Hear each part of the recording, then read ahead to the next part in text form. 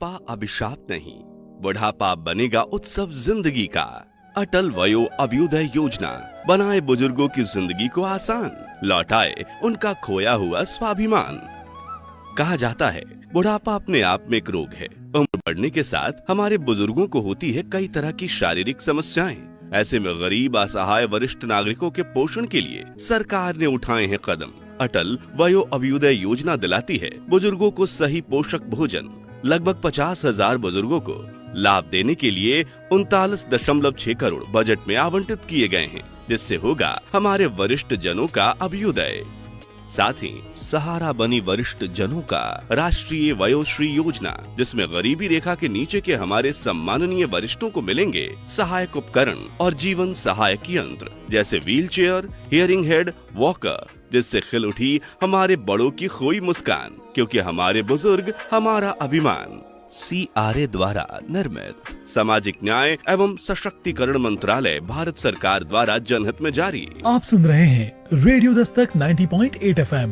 आइए सुनते हैं सामाजिक न्याय और अधिकारिता मंत्रालय के सौजन्य से कम्युनिटी रेडियो एसोसिएशन द्वारा निर्मित अटल वयो अभ्युदय योजना पर आधारित कार्यक्रम हमारे बुजुर्ग हमारा अभिमान का भाग 20, अंतर पीढ़ी संबंध और बुजुर्गों का पालन पोषण। सपनों का बादल तुझे बुलाए। कहते हैं बुजुर्गों की दुआ में असर बहुत है, हर एक तूफान का रुख मोड़ देती है। तेरा हर कदम जो खुदारी का हो, हमारे बुजुर्ग हमारा अभिमान। सर उठा के जी।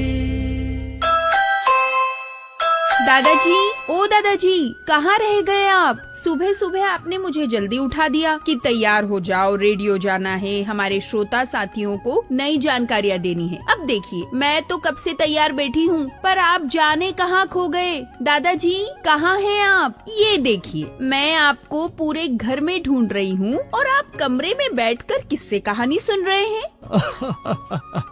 अरे बेटा, मैं किसी को कहानी नहीं सुना रहा, मैं तो अपनी वॉकर से बातें कर रहा हूँ। यह तुम्हारी दादी की तरह फिर से रूठ गई है मुझसे। यह हमेशा टूट जाती है। इन चीजों पर अब भरोसा ही नहीं किया जा सकता। दादाजी, आप और आपकी वॉकर हमेशा एक संघर्ष में। आप तो जैसे एक पुराने शादीशुदा जोड़ी की तरह हो। इस बार क्या हुआ?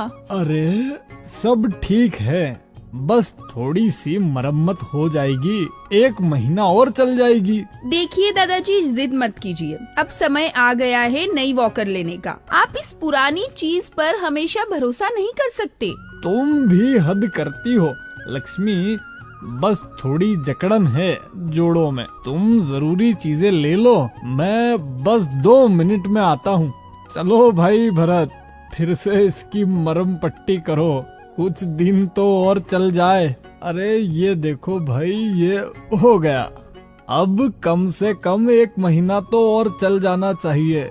क्यों भाई वाकर, चल जाओगी ना 1 महीना?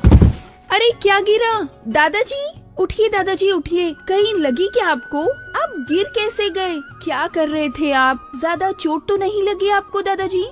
जरा सांस ले ले और मुझे भी सांस लेने दे, दनादन सवाल दागे जा रही है। ओके ओके, आइए दादाजी यहाँ बैठिए। अब बताइए आपको क्या हुआ? मुझे कुछ नहीं हुआ, इस वाकर की टांगे टूट गई है। सो चलते चलते गिर पड़ी, साथ में मुझे भी गिरा दिया। अरे टूट तो ये 6 महीने पहले ही गई थी, अभी तक तो इसकी मरहम पट्टी करके काम चला रहा था, पर अब लगता है कि आज इसने पूरी तरह दम तोड़ दिया है। तो इसे फेंक कर नया क्यों नहीं ले लेते? ये भी मेरी तरह बूढ़ी हो गई है बेटा, इसलिए तो अब इसे रिटायर करने का समय आ गया है। तेरे दादाजी भी तो बूढ़े हो गए हैं, उन्हें भी रिटायर कर देगी क्या? देखिए दादाजी, मजाक मत करिए। ऐसे रस्सी बांध बांध कर इसे चलाएंगे तो किसी दिन ये अपने साथ आपकी भी टांगे तुड़वा देगा। ठीक है, नई ले लूंगा। दादाजी, पिछली बार जब मैं हॉस्टल से आई थी तब भी आपने कहा था कि आप कुछ ही दिनों में नया वॉकर ले लेंगे। हाँ कहा है तो ले लूंगा। कब? अरे ले लूंगा भाई, अब तो तू हाथ पाँव धोकर मेरे पीछे पड़ गई है। दादाजी मुझे लग रहा है कि बात कुछ और है, आप नया वॉकर लेना ही नहीं चाहते। अरे भाई मैं क्यों नहीं लेना चाहूँगा बेटा। तो फिर आप टाल क्यों रहे हैं? यदि बाजार जाने की प्रॉब्लम है तो मैं ऑनलाइन ऑर्डर कर देती हूँ। अरे वो बात नहीं है लक्ष्मी बेटा। फिर क्या बात है? अरे तू अभी छोटी है, समझती नहीं है। क्या नहीं समझती? बेटा आगे पीछे सब सोचना पड़ता है, ऐसे फिजूल खर्ची करने से घर नहीं चलता। देखिए दादाजी, वॉकर के बिना आपका काम नहीं चल पाता, ये तो जरूरी आइटम हुआ, फिर ये फिजूल खर्ची कैसे हो गई? अरे भाई भरत, जाग रहे हो ना? आजा आजा अंदर आजा लक्ष्मी बेटा, शाम को तू ऑनलाइन ऑर्डर कर देना, ठीक है? चलिए दादाजी, अब तो आपके फ्रेंड भी आ गए हैं, तो इन्हें भी हमारे रेडियो दस्तक के ऑफिस ले चलते हैं और श्रोता साथियों से बात करवाते हैं। साथ ही आप दोनों के लिए मैं अभी चाय बना कर लाती हूँ। अरे ये हुई ना बात, आते ही चाय ऑफर हो गई, अब तो रेडियो जाना ही पड़ेगा। लक्ष्मी बेटी खूब खुश रहो। सुनिए सुनिए सुनिए, आज हम जानेंगे integrated programme for senior citizen IPSRC के बारे में। इस योजना के तहत सहायता कार्य करने के लिए एजेंसियां प्रदान की जाएंगी, जैसे राज्य, केंद्र शासित प्रदेश सरकारें, पंचायती राज संस्थान, स्थानीय निकाय और पात्र गैर सरकारी स्वैच्छिक संस्थान, जिससे हमारे बुजुर्गों के जीवन की गुणवत्ता में आएगा सुधार। इसके तहत वृद्ध जनों को आश्रय, भोजन, चिकित्सा देखभाल और एंटरटेनमेंट की सुविधा भी प्रदान की जाएगी। साथ ही उन्हें सक्रिय और उत्पादक बुढ़ापे के लिए प्रोत्साहित किया जाएगा, जिससे उनका जीवन मूल्य और बढ़े।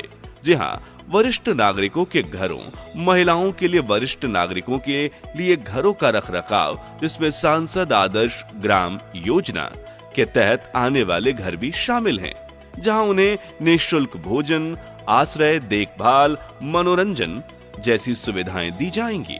तो अब वरिष्ठ नागरिकों को मिला उनका सम्मान, जीवन होगा उनका आसान। हमारे बुजुर्ग हमारा स्वाभिमान। CRA द्वारा निर्मित सामाजिक न्याय और अधिकारिता मंत्रालय के द्वारा जनहित में जारी। एक बार फिर से स्वागत है आप सभी का हमारे बेहद खास और जानकारी से भरपूर कार्यक्रम हमारे बुजुर्ग हमारा अभिमान के एक और एपिसोड में, जहां हर बार की तरह आप रूबरू होंगे दो बहुत स्पेशल होस्ट, मैं लक्ष्मी और मेरे भरत दादाजी से। हम दादा पोती की ये जोड़ी आपको न केवल जानकारी देती है, बल्कि आप तक बहुत से सवालों के जवाब भी पहुंचाने का पूरा कार्य बखूबी निभाती है। इस कार्यक्रम श्रृंखला में हम आपको बुजुर्गों की जरूरत से जुड़ी हुई बहुत सी जानकारियां देते हैं, चाहे वो सेहत से जुड़ी हो या फाइनेंस से, चाहे अधिकार से संबंधित हो या फिर उनका सहारा। अरे भाई मैं तो पूछना ही भूल गया, कहाँ से चले आ रहे थे तुम? बस जरा SDM ऑफिस तक गया था। है, वहाँ क्या करने गया था? अपना हक लेने। अरे भाई तेरा कौन सा हक तुझे नहीं मिला जो SDM साहब के पास जाने की जरूरत पड़ गई? क्या भरण पोषण का हक? अच्छा, तो SDM साहब तेरा भरण पोषण करेंगे? अरे भाई वो क्या करेंगे, मेरा भरण पोषण तो वो लोग करेंगे ना जिनकी ड्यूटी है। ड्यूटी तो तेरे बच्चों की है। हाँ हाँ, वही तो करेंगे ना मेरा भरण पोषण। तो इसमें SDM साहब का क्या रोल है? भरत भाई, मेरे बच्चे अपना कर्तव्य भूल गए हैं, अब SDM साहब ही हैं जो उन्हें ये याद दिलाएंगे। अच्छा ये बता कि अगर उन्होंने उनकी भी नहीं सुनी तो? भरत भाई, SDM साहब के आदेश के अनुसार यदि 3 दिनों के अंदर अंदर उन्होंने मेरा हक मुझे नहीं दिया तो उन पर 5,000 का जुर्माना लगेगा और 3 महीने तक की जेल हो सकती है। अच्छा, मतलब तू अपने बच्चों पर मुकदमा करने चला है? देखो, हमने अपनी ड्यूटी अच्छे से की है ना, तो अपने अधिकार के लिए लड़ने में क्या बुराई है? इस तरह मुकदमा करके कितना भरण पोषण मिल जाएगा? अधिकतम 10,000, भाई मैं तो कहता हूँ कि एक एप्लीकेशन तू भी दे डाल। अरे मुझे जरूरत नहीं है, मेरे बच्चे मेरा बहुत ख्याल रखते हैं। इसलिए तो पिछले 6 महीने से इस टूटी वॉकर से घिसट घिसट के चल रहा हूँ। अरे वो तो बेटे का हाथ जरा तंग है, पर उसने कहा है 1-8 महीने में ले लेंगे। देखो भाई, ऐसा तो वो पिछले 6 महीने से कह रहा है। तू भी क्या बात लेकर बैठ गया, तू तो अपनी कहानी सुना। भाई तुम्हारी और हमारी कहानी एक ही है भरत, फर्क बस इतना है कि मेरा बेटा मुझसे लड़ झगड़ कर मेरी अवहेलना करता है और तेरा बेटा मीठा मीठा बोलकर। मुझे लगता है इसमें भी गलती हमारी ही है। क्या गलती है हमारी? यही कि हमने अपना सब कुछ उन्हें दे दिया। अरे नहीं, हमने कभी अपने बुढ़ापे की प्लानिंग ही नहीं की। प्राइवेट नौकरी में जितना कर सकते थे उतना किया। मैंने जो प्रॉपर्टी अपने बुढ़ापे के लिए रखी थी वो सब अपने बेटे को दे दी ताकि वो अपना खुद का घर दुकान कर सके। और उसने तुझे ही घर में कहीं का नहीं छोड़ा। और अब तू भी उसी रास्ते पर है। भरत भाई, 100 तरह की प्लानिंग कर लो, लेकिन यदि औलाद ही सही ना होना तो सबका यही हाल होता है। मेरा बेटा ऐसा नहीं है यार, वो अभी सचमुच मुश्किल में है। अब देख, तू जानबूझकर अगर सच्चाई नहीं देखना चाहता तो इसमें कोई क्या ही कर सकता है। अच्छा धीरे बोलो, लक्ष्मी आ रही है। दादाजी ये लीजिए चाय। जीती रहो बिटिया। वैसे छोटे दादू, आप क्या कह रहे थे? कोई सच्चाई नहीं देखना चाहता? वो सच्चाई ये अरे ये मुझे कह रहा था कि मुझे बाहर निकलना चाहिए, दुनिया की सच्चाई देखनी चाहिए। हाँ, वही तो मैं कब से कह रहा हूँ कि कहीं चलते हैं, और ये जब से बहाने बनाए जा रहा है। वैसे दादाजी आपको पता है, अभी न्यू ईयर के समय हमारे कॉलेज से सभी स्टूडेंट्स को वृद्धाश्रम ले गए थे और वहाँ पर एक बड़े ही मजे की बात हुई। क्या? दादाजी वहाँ करीब 70-80 लोग थे। हम सब उनसे बातें कर रहे थे तो सब बहुत एंजॉय कर रहे थे। वैसे तो सभी लोग हंस बोल रहे थे, लेकिन एक आंटी जी ज्यादा ही जोर जोर से हंस रही थी। उन्हें हंसते देखकर हम सब भी हंस रहे थे। अच्छा, फिर हमने उनसे पूछा कि आंटी जी आप किस बात पर इतना हंस रही हैं? तो पता है उन्होंने क्या कहा? क्या कहा? उन्होंने कहा, you guys are look like joker only. मतलब उनको सब जोकर लग रहे थे। हमने उनसे पूछा, आंटी जी आपका नाम क्या है? तो उन्होंने बोला, माय नेम इज एंजिला, और हैंडशेक करने के लिए हाथ आगे बढ़ाया। बोली, कम शेक हैंड। तो हमने धीरे से उनका हाथ पकड़कर हेलो किया। वो बुजुर्ग थी ना, तो जोर से पकड़ने में उन्हें प्रॉब्लम हो सकती है, तो हमने धीरे से हैंडशेक किया। तो वो कहती है, is these a young boy and girls shake hand? Hold my hand properly. फिर उन्होंने हमारा हाथ इतनी जोर से शेक किया कि पूछिए मत। अरे ये तो बड़ी दिलचस्प आंटी मिल गई तुम लोगों को। अरे दादाजी आगे तो सुनिए। उन्होंने मुझसे बोला, come on young girl, hit my biceps. मुझे बड़ा संकोच हुआ कि एक बुजुर्ग को ऐसे कैसे पंच करूं, पर वो अपना बाजू आगे करके बोलने लगी, कम हिट मी। वैसे तो दादाजी मैं कराटे चैंपियन हूँ, लेकिन उनको पंच किया तो उन्हें लग सकती है ना, हड्डी वड्डी टूट गई तो मैंने धीरे से उन्हें एक पंच किया। तो वो कहती है, is these a young lady hit? ऐसा बोलकर उन्होंने मेरे शोल्डर पर एक जोरदार पंच किया। दादाजी मैं तो गिरते गिरते बची। बड़ी पावरफुल थी। दादाजी हम सब तो उनकी एनर्जी देखकर दंग रह गए। हमने उनसे पूछा, आंटी व्हाट्स योर एज? तो वो कहती है, how can you ask a young woman her age? अरे भाई, किसी महिला से उसकी उम्र तो पूछना ही नहीं चाहिए। हाँ, उनके बगल वाली एक आंटी बोलती है, ये 82 साल की है। तो वो एंजिला आंटी कहती है, डिड एनीवन आस्क यू? दादाजी हम सब तो इतना हंसे कि पूछिए मत। ये तो इंटरेस्टिंग लग रहा है। वैसे करती क्या थी? हमने भी उनसे यही पूछा। तो उन्होंने बताया कि मैं इंग्लिश की टीचर थी। 30 साल तक मैंने बच्चों को पढ़ाया है। Students love my lecture. Ask me any word, I will give you the meaning. तो हमने एक कठिन सा वर्ड बोल दिया। तो उन्होंने कहा, ये डिक्शनरी खोलो, इस पेज की इस लाइन में देखो। फिर वर्ड मिला? यस दादाजी, जो उन्होंने बताया था उस पेज पर उस लाइन में वो वर्ड मिला। हमें तो लगा ये तो रोबोट है भाई। हम एकदम इम्प्रेस हो गए गए। उनसे मिलकर इतना मजा आया कि हमारा दिन बन गया। इतनी एनर्जेटिक और जिंदा दिल लेडीज को भी उनके बच्चों ने साथ नहीं रखा, वृद्धाश्रम छोड़ आए। नहीं छोटे दादू, उन्होंने बताया कि उनकी शादी नहीं हुई है। उनके रिलेटिव्स उन्हें वहाँ छोड़कर गए ताकि उनकी देखभाल न करना पड़े। भरत, सगी औलाद ही सगी नहीं होती अब, तो फिर रिश्तेदारों से क्या ही उम्मीद रखना। फिर क्या हुआ लक्ष्मी? फिर हमारे चलने का समय हुआ तो हम सबने उनसे गुड बाय कहा। एंजिला आंटी हमसे कहने लगी, बताओ यहाँ आकर तुम लोगों ने क्या सीखा? तो हम में से कुछ ने कहा कि हम हमेशा खुश रहेंगे आपकी तरह। किसी ने कहा हम आपकी तरह टीचर बनेंगे। किसी ने कुछ कहा तो किसी ने कुछ कहा। तो आंटी ने कहा, वो सब तो ठीक है, लेकिन जो मैं आप लोगों से कह रही हूँ वो अपने मन में बैठा लो और अपने दोस्तों को भी बताना। अच्छा, वो क्या? हमने भी बड़ी उत्सुकता से पूछा तो उन्होंने कहा, यहाँ इतने सारे बुजुर्ग रह रहे हैं जिनके बच्चों ने उन्हें यहाँ छोड़ा है। मुझे तो मेरे रिश्तेदारों ने यहाँ छोड़ा तो मुझे इतना बुरा लगता है। सोचो इन लोगों को कितना बुरा लगता होगा। आप लोग अपने बुजुर्गों की कदर करना, उनकी परवाह करना। दादाजी, वहाँ भी ऐसी ही चुप्पी छा गई थी। वैसे मैंने आप लोगों की बातें सुन ली थी और मैं पहले से महसूस कर रही थी कि कुछ गलत हो रहा है, लेकिन समझ नहीं पा रही थी। अब समझ गई हूँ। क्या समझ गई हो बिटिया? दादाजी, एंजिला आंटी ने एक लाइन कही, बरकत की राह में किसी ने रोजा रखा, किसी ने उपवास, पर दुआ उसकी पूरी हुई जिसने अपने बुजुर्गों को रखा पास। ये बात सब समझ पाते तो क्या ही बात थी। वैसे छोटे दादाजी, मैं समझ गई हूँ कि आप लोगों को कितना बुरा लगता होगा जब आपके अपने आप लोगों को अकेला छोड़ देते हैं। अरे नहीं बिटिया, सब ऐसे नहीं होते। वैसे दादाजी, छोटे दादू इसी सच्चाई की बात कर रहे थे ना, तो आपको सच्चाई से भागने की जरूरत नहीं है दादाजी, बात करने की जरूरत है। छोटे दादाजी का मसला SDM सर की कोर्ट में सुलझेगा और हो सकता है कि आपका मसला घर की कोर्ट में ही सुलझ जाए। एक बार बात तो करके देखते हैं। काश मेरे पास भी तेरे जैसी पोती होती भरत। ये क्या बात हुई दादाजी? आप दादाजी के दोस्त हैं तो मैं आपकी पोती नहीं हूँ? है जरूर है। तो फिर आगे से ऐसा मत कहिएगा। अरे बिटिया रानी, माफी दे दो हमें। इतनी आसानी से माफी नहीं मिलेगी। तो क्या करना होगा? आपको वही वाला गाना सुनाना होगा जो आप और दादाजी हमेशा गाते हैं।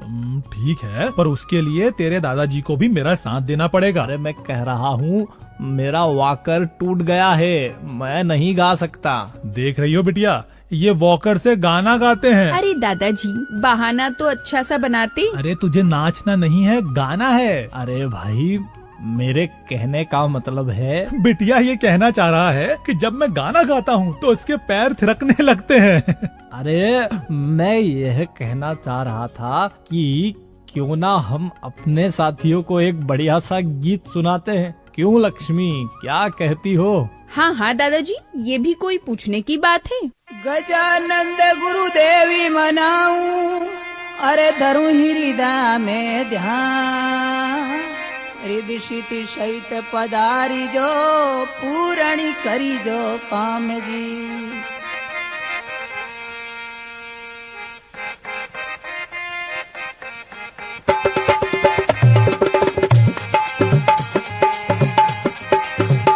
महाराज रे गजानंद आओ नी, मारी सभा में रंगी बरसाओ नी। महाराज रे गजानंदी आओ नी रे, मारी सभा में रंगी बरसाओ नी।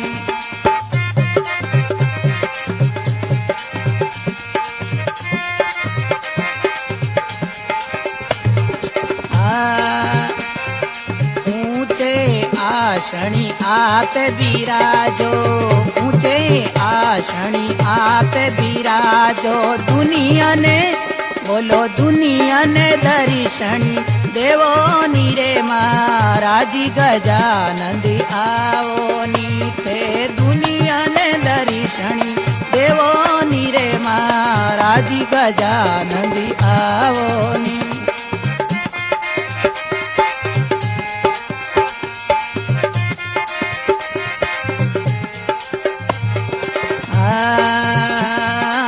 रण की भवन से आओ रे गजानंदी, रण की भवन से आओ रे गजानंद। रिधि सिद्धि बोलो रिधि सिद्धि संगी माये लावो नीरे महाराज गजानंदी आओ नी। हमारी सभा में रंगी बरसावो नी, महाराज गजानंदी आओ नी।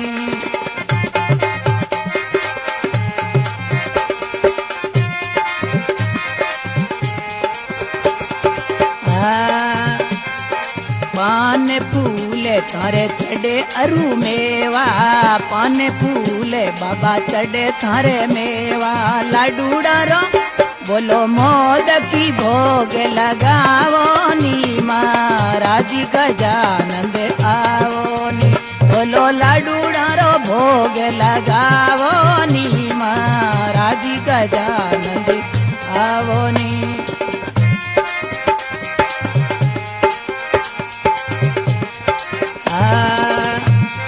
माता थारी कई पार पिता, माता रे थारी कई पार पिता। शिवजी बोलो शिवजी रे मन भावो नी, महाराज गजानंद आओ नी।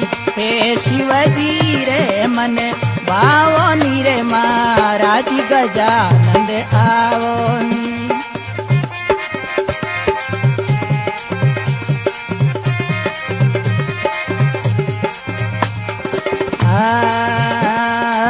तन से ने सौरा तेरा गुणी गावे, तन से ने प्रभु तेरा गुणी गावे। हर रे बोलो हर की गुणे गावो नी रे, महाराज गजानंद आओ नी। ते हर की गुणे गावो नी, महाराज गजानंद आओ नी। मारी सभा में रंगी बरसावो नी, महाराज गजानंद आओ नी रे। बम्बई में मम्मा देवी, अरे कलकत्ते में काली, जोधपुर चामुंडा देवी और जगह कंकाली रे।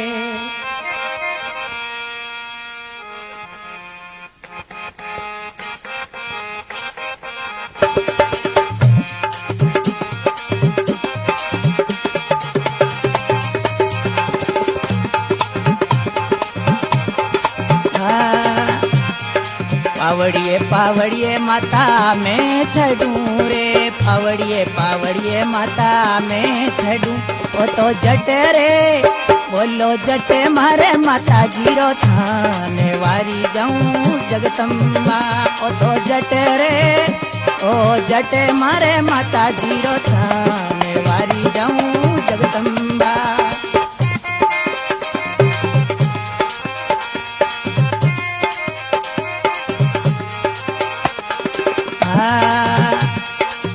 तेरे भाकर में थारो देवी रो रे, तेरे भाकर में माता देवी रो। ओ तो दजाओ हरी दजारे पर के अशीमान वारी मारी जगदम्बा। हरी दजाओ तारी दजारे पर के अशीमान वारी मारी जगदम्बा।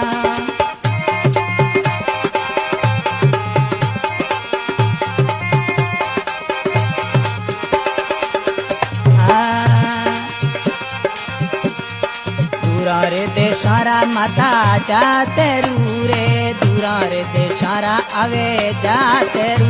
थारे आवेला माता आवेला नरी ओरी नारे वारी मारी जगदम्बा। थारे आवेला माता आवेला नरी ओरी नारे वारी मारी जगदम्बा।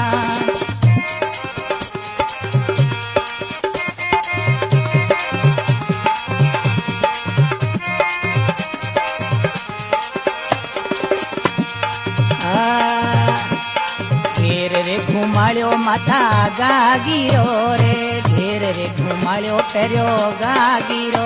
थारे ओडणी माता ओडण दिखणी रो तीरे वारी मारी जगदम्बा। ओ तो ओडणी थारे ओडण दिकणी रोची रे वारी मारी जगदम्बा।